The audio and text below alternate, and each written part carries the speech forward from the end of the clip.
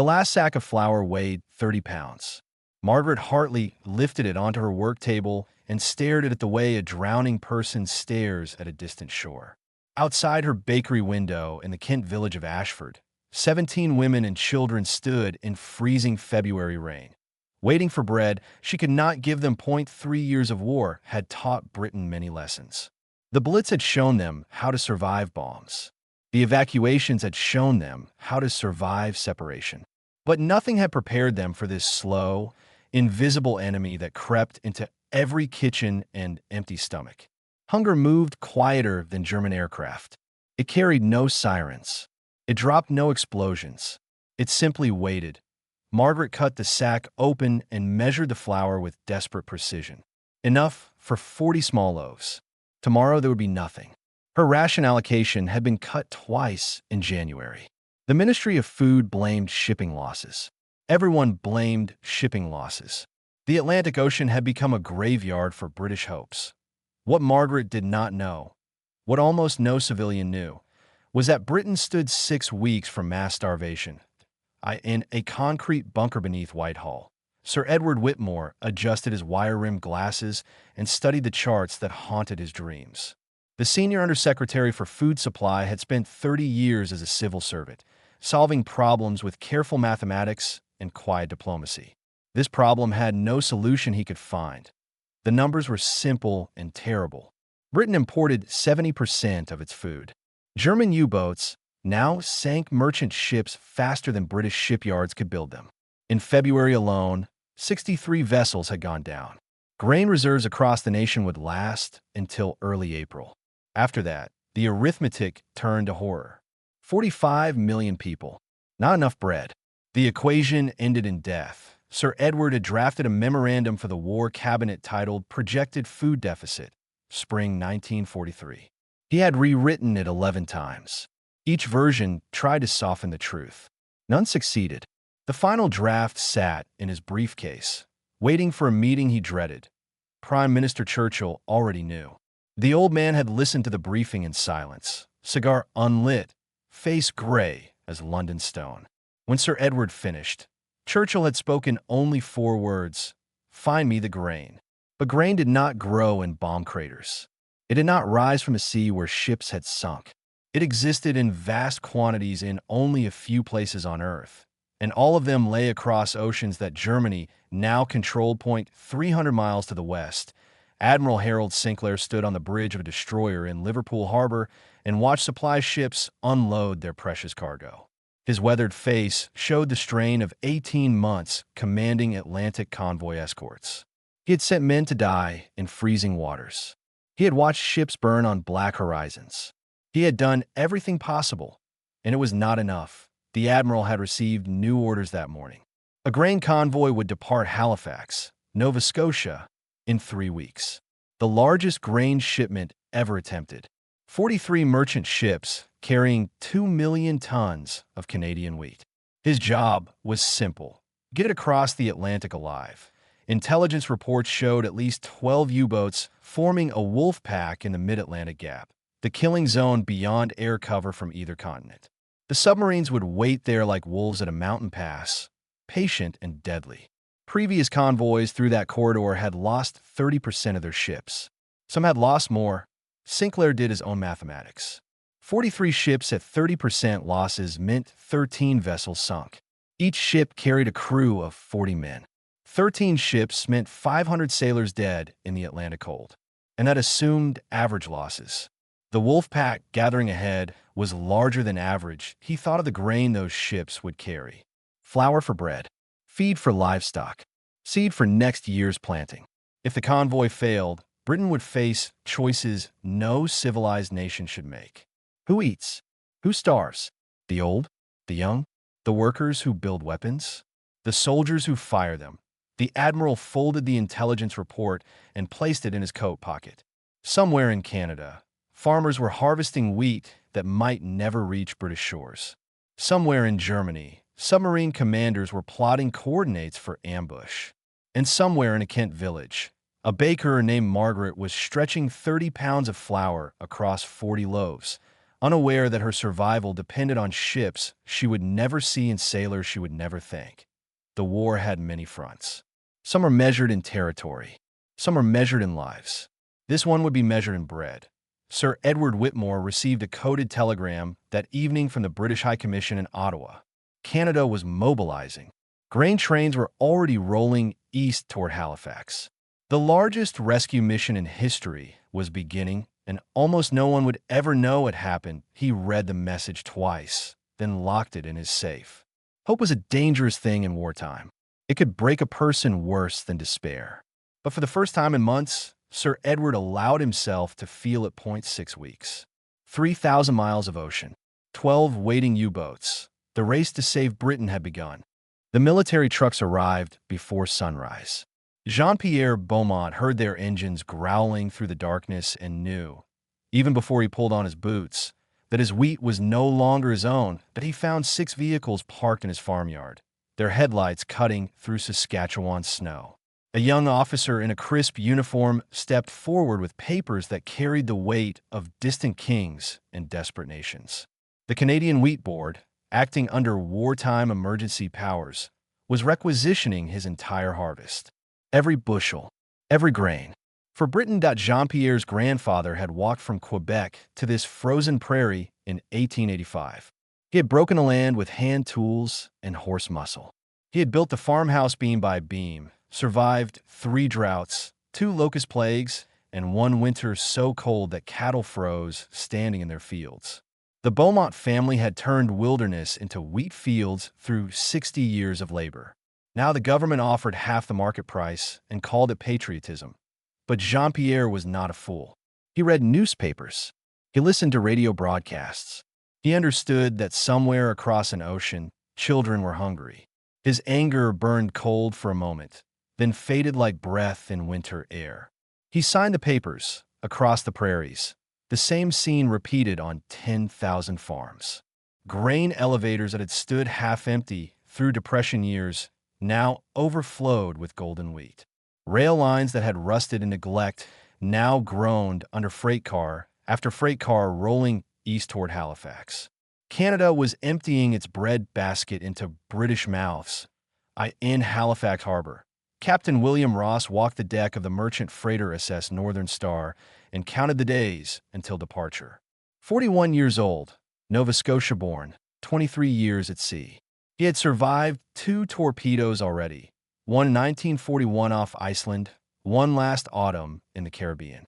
Both times he had floated in freezing water, watching a ship sink, wondering if rescue would come before death. The third time would be different. The third time, the odds said, the sea would keep him. His wife Ellen had begged him not to sail. Their daughter Mary was only 7. She needed a father more than Britain needed grain. Ross had held Ellen close and said nothing because there was nothing true he could say. He would sail because the convoy needed experienced captains. He would sail because duty was a chain stronger than love. He would probably die, and Ellen would raise Mary alone, and the wheat would reach England or it would not. These were the calculations of wartime. They never balanced. 1,200 miles to the south, in a windowless room beneath Canadian Naval Intelligence Headquarters, Lieutenant Catherine Shaw pressed headphones against her ears and listened to the enemy. She was 26 years old, fluent in German, and one of fewer than 24 people in North America who knew that Allied codebreakers had cracked the German Enigma cipher. The intelligence she gathered was called Ultra. Its existence was the most closely guarded secret of the war. German naval commanders believed their communications were unbreakable. They discussed wolf-pack positions, torpedo counts, and attack strategies over radio waves they thought were secure. Catherine heard everything. Tonight, she heard wolf-pack coordinates for mid-Atlantic patrol zones. 12 U-boats forming a picket line across the convoy routes. They were waiting for the grain ships. They knew the convoy was coming. German spies in Halifax had reported the loading operations. Now the submarines gathered like sharks, smelling blood. Catherine wrote her report in careful code and passed it up the chain of command. Somewhere above her, men in offices would decide what to do with her information. They could not warn the convoy directly. That would reveal Ultra's existence. Every German commander would change their codes. The advantage would disappear. Future battles would be lost. The secret stayed secret. Ships would sail into ambush. Men would die in Atlantic waters. And Catherine would listen through her headphones, knowing exactly where the killers waited, forbidden to shout a warning. This was her war. Silent rooms and terrible knowledge. Secrets that weighed more than anchors. The convoy assembled through the first weeks of March. 43 merchant ships from 6 nations. Canadian freighters, British tankers, American Liberty ships pressed into emergency service. Each vessel carried grain in her holds. Hard red winter wheat from Saskatchewan, spring wheat from Manitoba, durum from Alberta. 2 million tons in all, enough to feed Britain for months. Captain Ross took command of the Northern Star's position in the convoy center. 12 escort vessels, destroyers and corvettes, formed a protective ring around the merchantmen. The ratio was inadequate. Everyone knew it. There were never enough warships. There was never enough anything. On March 15th, the convoy steamed out of Halifax Harbor into gray Atlantic swells. Ross stood on his bridge and watched the Canadian coastline fade into mist. Behind him, 2 million tons of hope. Ahead of him, 3,000 miles of hunting ground. The wolf pack was already moving into position. In her basement room, Catherine Shaw heard the U-boat commanders reporting contact with the convoy's outer screen. The killing was about to begin. The first torpedo struck at 3:47 in the morning. Captain Ross felt the Northern Star shudder beneath his feet and grabbed the bridge railing as the horizon turned orange. 2 columns to starboard, the SS Manitoba Dream split open like a rotten fruit, spilling flame and grain and men into the black Atlantic. Ross counted 7 seconds. Then the screaming began. The Manitoba Dream carried 43 crew members and 12,000 tons of Saskatchewan wheat. She sank in 4 minutes. The men who jumped clear died in water cold enough to stop a heart in 90 seconds. The men who stayed aboard died faster in fire and twisting steel. By 3:51, nothing remained but burning oil on the waves and silence. The convoy did not stop. It could not stop. Standing orders required merchantmen to maintain speed and formation regardless of losses. Every ship that slowed to rescue survivors became a target for waiting submarines. Humanity cost lives in wolf-pack waters. Ross ordered his crew to battle stations and watched the darkness for the next attack. It came 8 minutes later, then again 20 minutes after that. The U-boats moved through the convoy like wolves through a sheep herd, striking from below, vanishing before escorts could respond. By dawn, 5 ships had gone down. 600 tons of grain per vessel lost to the Atlantic floor. 212 sailors dead or dying in freezing waters no rescue ship could reach.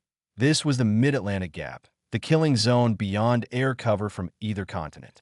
For 500 miles in every direction, there were no friendly aircraft, no safe harbors, no hope except speed and luck.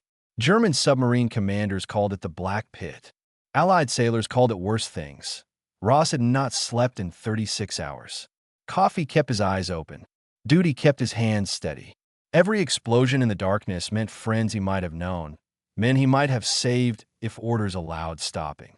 He thought of Ellen and Mary waiting in Halifax, wondered if they could feel him dying by degrees across the ocean. The U-boats attacked again on the second night, and the third. Each dawn revealed new gaps in the convoy formation.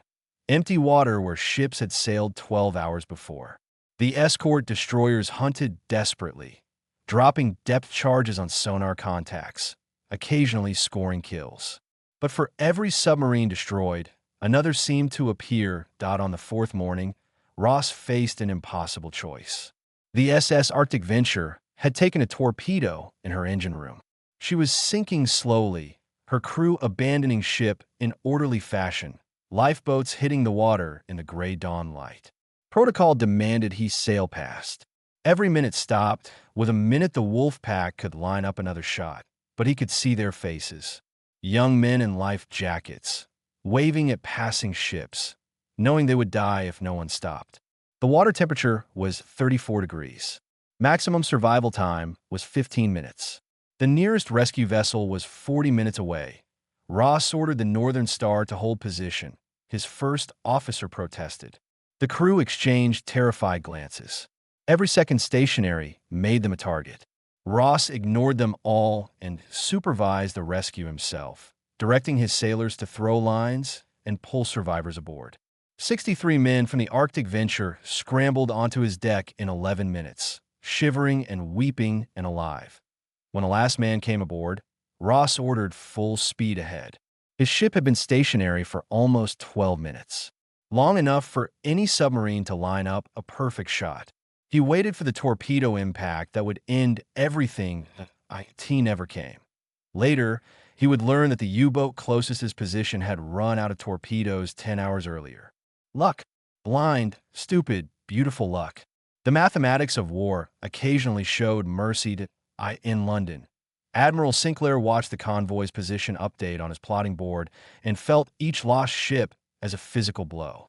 29 vessels remained. 14 sunk. Each pin removed from the board represented cargo that Britain desperately needed and men who would never come home. But 29 ships still sailed.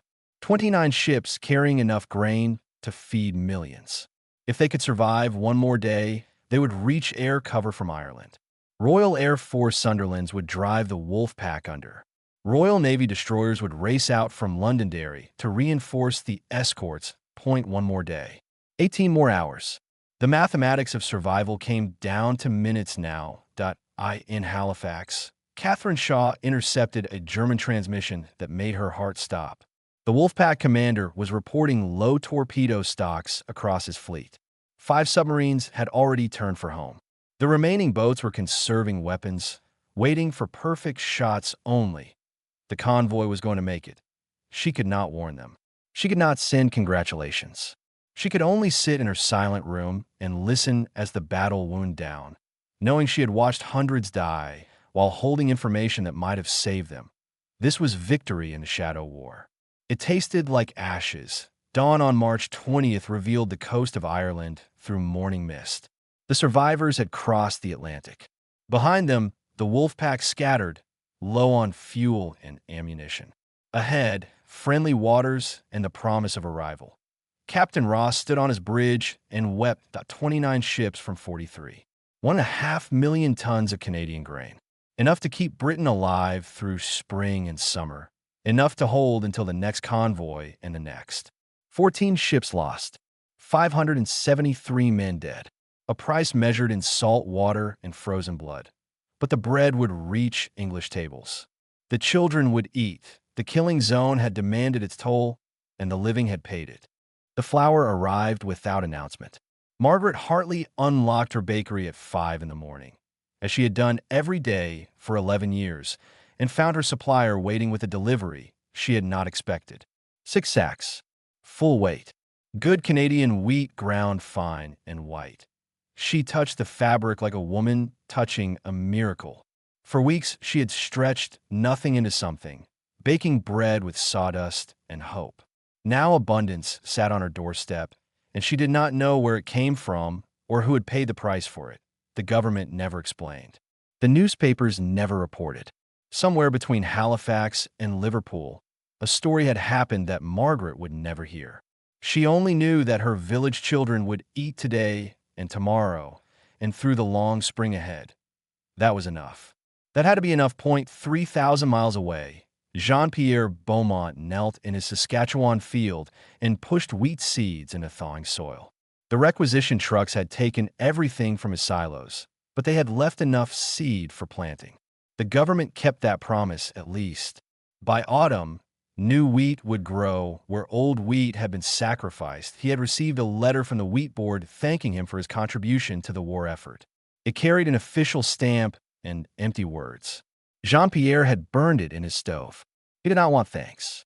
He wanted to know if his grain had reached the people who needed it. A month later, his answer came. A magazine in Regina published photographs from London. Children eating bread, mothers shopping in markets with actual food on the shelves, bakeries with windows full of loaves instead of empty promises. The caption mentioned increased grain shipments from Commonwealth nations. It said nothing about frozen prairie mornings or government requisitions or farmers who watched their harvest disappear into military trucks. Jean-Pierre cut out the photograph and pinned it above his kitchen table. A little girl in a London coat was smiling at a slice of bread. His bread, maybe. His sacrifice made visible in a child's happiness. He looked at that photograph every morning for the rest of his life. In Halifax, Captain William Ross attended 14 funeral services in 14 days. One for each ship lost. Some services had caskets. Most had only photographs and folded flags. The Atlantic kept its dead. Ross spoke at every service because survivors needed someone to speak. He told stories about men he had known and men he had never met. He praised courage and duty and sacrifice. He said the words that families needed to hear. He felt like a fraud every time. The Northern Star was already being repaired for another convoy. Ross would sail again in June, and again in August, and again until the war ended or the sea finally claimed him. This was his duty. This was his mathematics. He had learned to live with numbers that never balanced. His daughter Mary met him at the dock when he came home. She was 7 years old and did not understand why her father cried when he held her. She only knew that he was safe, that he had come back, that the world was right for one more day. Ellen watched from the doorway and said nothing. She had married a sailor. She knew the cost. In London, Admiral Sinclair wrote commendations for officers who would never receive public recognition. The convoy's success remained classified. The losses remained classified. The desperate mathematics of spring 1943 remained locked in government files that would not open for decades. He understood the reasons. Wartime secrecy protected future operations. Revealing how close Britain had come to starvation would damage morale. The public needed to believe their leaders had everything under control, even when control was an illusion and survival was a matter of luck and Canadian wheat. But Sinclair kept his own records. Names of ships, names of captains, names of sailors who died so that British children could eat bread. Someday, he hoped, someone would tell their story. Sir Edward Whitmore burned his famine projections on a quiet April evening. The charts that had shown Britain 6 weeks from catastrophe turned to ash in his office fireplace. No one would ever know how close the nation had come. No one would ever thank the Canadian farmers or merchant sailors or intelligence officers who had saved 45 million lives without recognition. This was the invisible war. The war fought in grain silos and convoy routes and silent basement rooms. It left no monuments. It earned no medals. It only kept people alive who would never know they had needed saving. Lieutenant Catherine Shaw destroyed her intelligence files, as ordered. The ultra-secret would not be revealed until decades after the war ended. The German commanders who had lost the convoy battle would die never knowing that their codes had been broken, their positions tracked, their strategies anticipated. Catherine carried different secrets. She knew the names of ships she might have saved with a single warning. She knew the faces of men who died while she listened through headphones, forbidden to speak. She would carry those names and faces for the rest of her life, locked in a silence that duty demanded and conscience could not forgive. This was victory in the Shadow War. It looked exactly like defeat from the inside. Spring settled over Britain like a benediction. Flowers bloomed in London parks. Children played in streets that had known only fear for years. The bread queues grew shorter. The ration cards stretched further. Life continued because strangers across an ocean had made it possible. Margaret Hartley closed her bakery on a warm April evening and walked to the village church. She carried one loaf of bread, fresh from her oven, still warm in her hands. She did not know about convoys or wolf packs or frozen Saskatchewan fields. She did not know about torpedoes in the night or codes broken in basement rooms. She only knew that someone, somewhere, had answered when Britain called for help. She placed the bread on the altar and bowed her head, a prayer for the unknown, a thank for the unrecognized, a moment of grace for all the invisible hands that had kept her nation alive. The bread sat golden in the candlelight, and outside, the world kept turning toward victory.